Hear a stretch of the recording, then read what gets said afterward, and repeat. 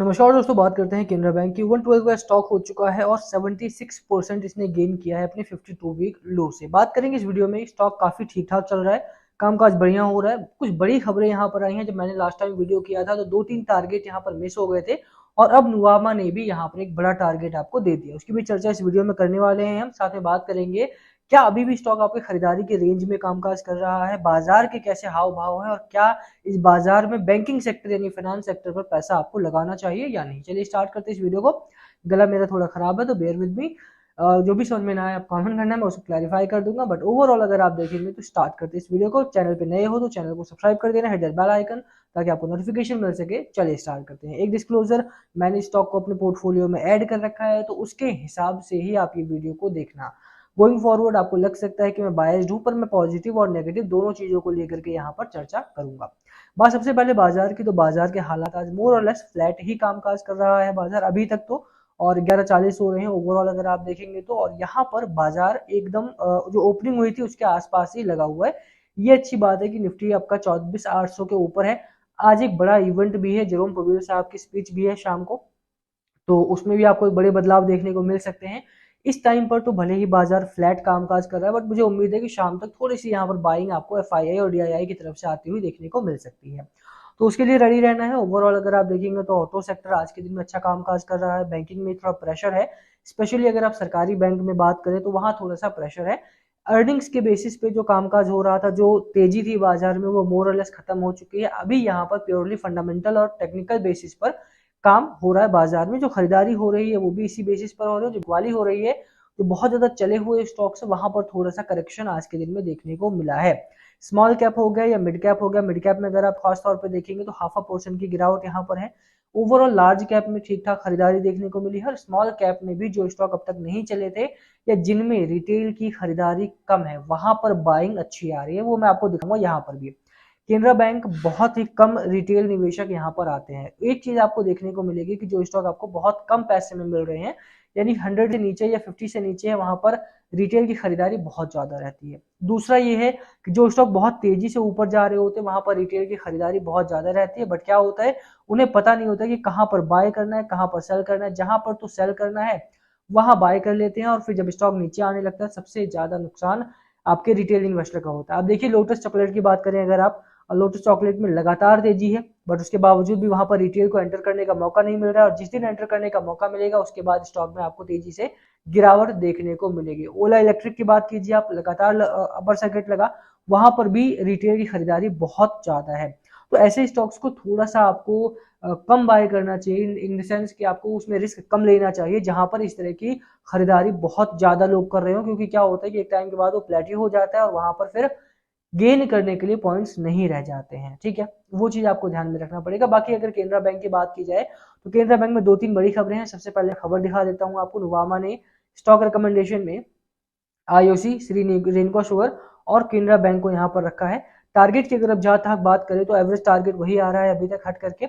और short term की अगर आप बात करें 120-125 के आसपास का, और लॉन्गर टर्म यानी मिड टर्म की बात करें तो 140 तक के टारगेट्स अभी तक जितने भी आपके जो ब्रोकरेज हाउसेज हैं उन्होंने जो टारगेट्स दिए हैं वो 140 तक के टारगेट्स आपको केनरा बैंक में आते हुए दिखाई दे रहे हैं।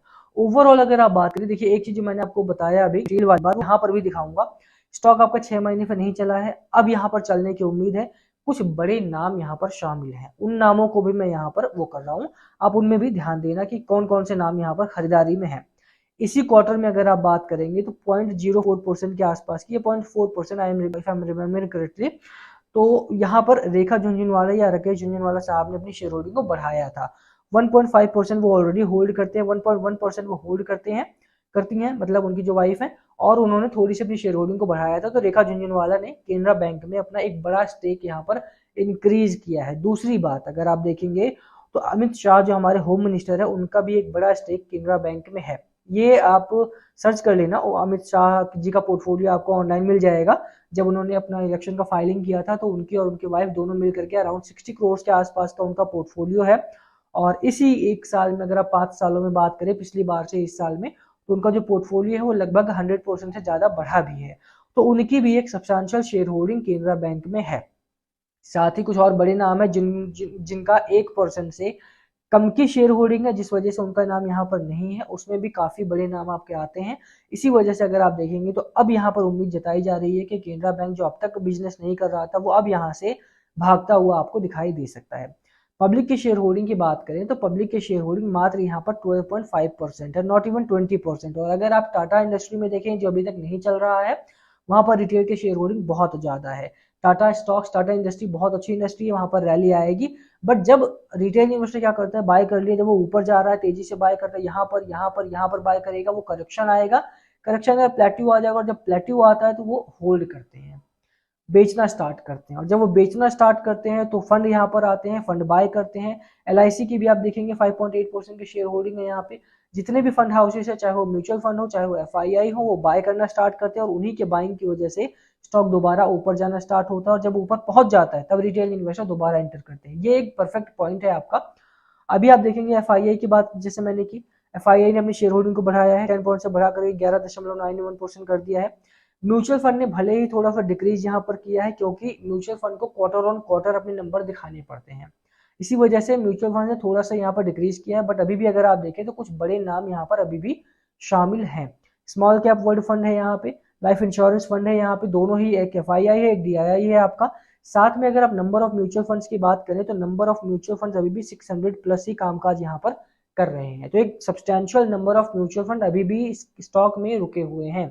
तो ये बहुत सारी पॉजिटिव चीजें हैं। बात करें कुछ और टारगेट्स की, तो अगर आप देखेंगे तो 15% का अपसाइड अभी भी MK कैपिटल को दिखाई पड़ रहा है। यहाँ पे 130 का टारगेट इनका है। साथ में मोतीलाल ओसवाल की बात करें तो 133 का टारगेट इनका है। एक्सिस डायरेक्ट का मैंने आपको टारगेट लास्ट टाइम दिखाया था, जिसका टारगेट 140 के करीब में था।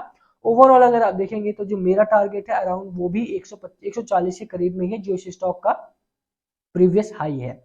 यहाँ पर अराउंड आपका जाकर के इसका जो प्रीवियस हाई है 125 के आसपास का है, और 140 तक स्टॉक आपका अगर 125 ब्रेक करता है, ब्रेकआउट यहाँ से होता है, तो 140 तक के लेवल्स यहाँ पर आसानी से आते हुए आपको देखने को मिल जाएंगे।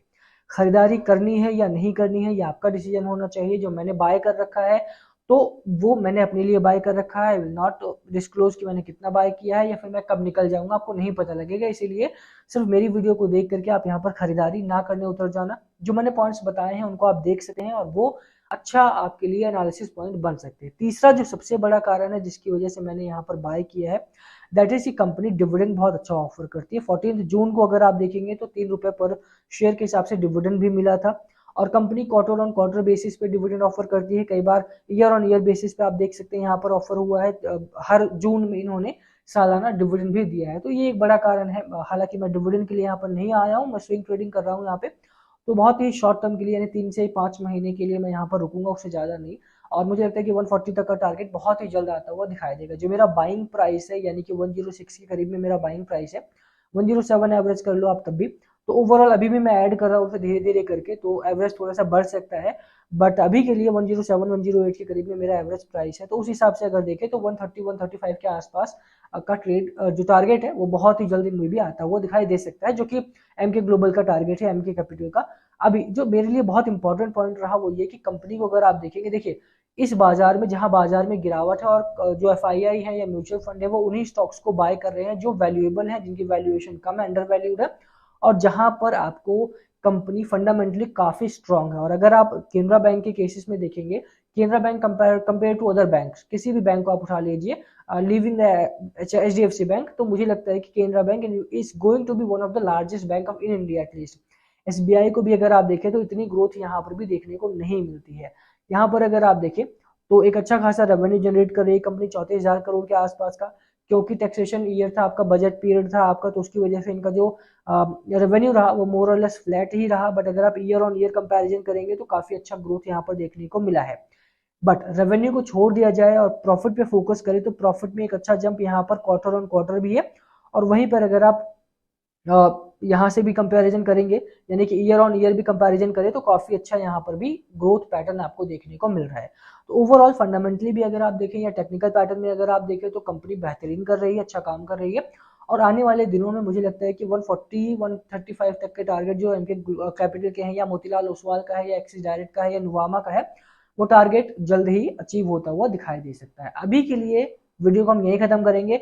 It's not a buy sell recommendation, it's just purely educational purpose के लिए मैंने बनाई है। कौन कौन से पॉइंट्स को देख करके मैं यहाँ पर निवेश करता हूँ, या कौन कौन से पॉइंट्स को देख करके बहुत इंपॉर्टेंट कौन से पॉइंट्स है जहां पर आपको देखना चाहिए। 106 के आसपास का इसका सपोर्ट लेवल भी है, तो वो भी बहुत इंपॉर्टेंट हो जाता है स्टॉप लॉस के पर्पज से या फिर आप बाइंग के पर्पज से, वो ज्यादा बेहतर रहेगा। वीडियो में खत्म करेंगे। बारिश आ रही है, बारिश एंजॉय करते हैं, और इसके साथ ही यहाँ पर आने वाले दिनों में अगर किसी भी स्टॉक में फंसे हुए हैं आप तो कमेंट करना, और मैं उस पर वीडियो करने की कोशिश करूंगा। और एक और चीज कि अगर कोई भी स्टॉक आप लॉस कर रहे हैं या फिर आप इसी को बाय कर चुके हैं तो प्लीज कमेंट करना। Let's discuss in the comment section कि आपका प्राइस क्या है और आने वाले दिनों में कितना खरीदारी आप और करने वाले हैं। आपका टारगेट क्या है वो भी बताना। Thank you for watching and it's not a buy sell recommendation again. Thank you again.